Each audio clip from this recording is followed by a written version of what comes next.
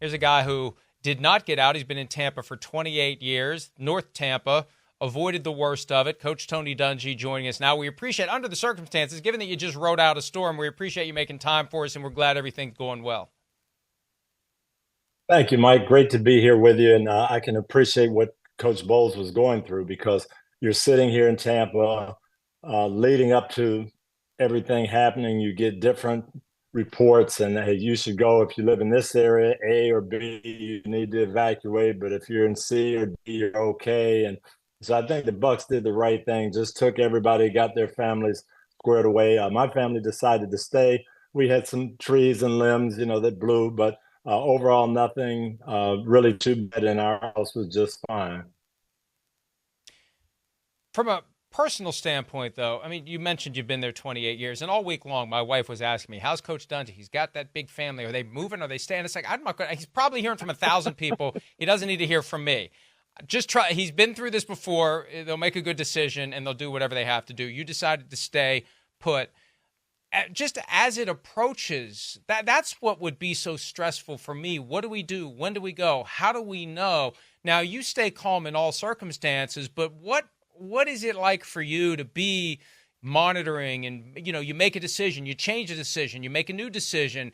Give us an idea of what that's like just from an inner turmoil standpoint.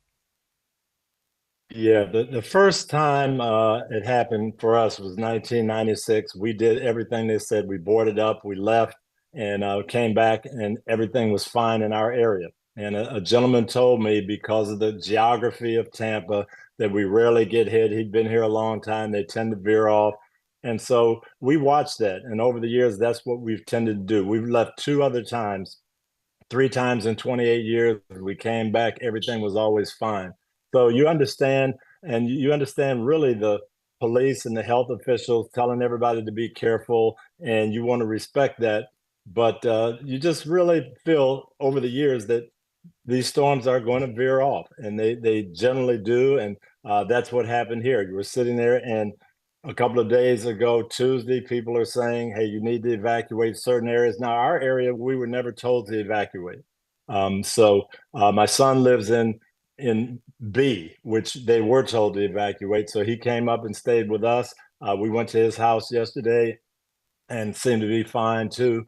But you just have to make those decisions and do what you think is best. And I tend to, once I make a decision, not to worry about it.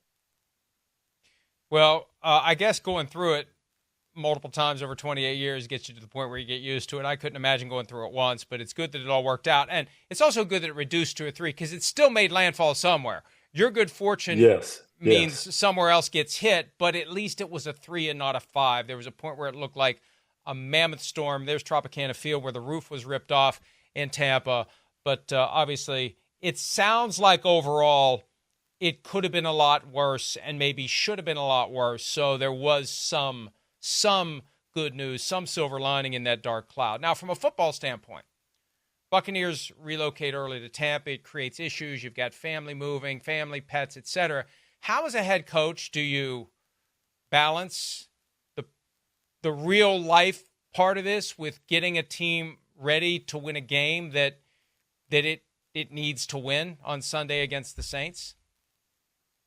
Yeah, and I think Coach Bowles hit it there correctly, and they've had some experience with this. And I know in the past they have, taken the team other places and didn't move the families, and that is not going to help you that much either because as your team is practicing their word and calling back and what's going on and looking at the news, so getting everybody safe, I think, is really the key and a big help.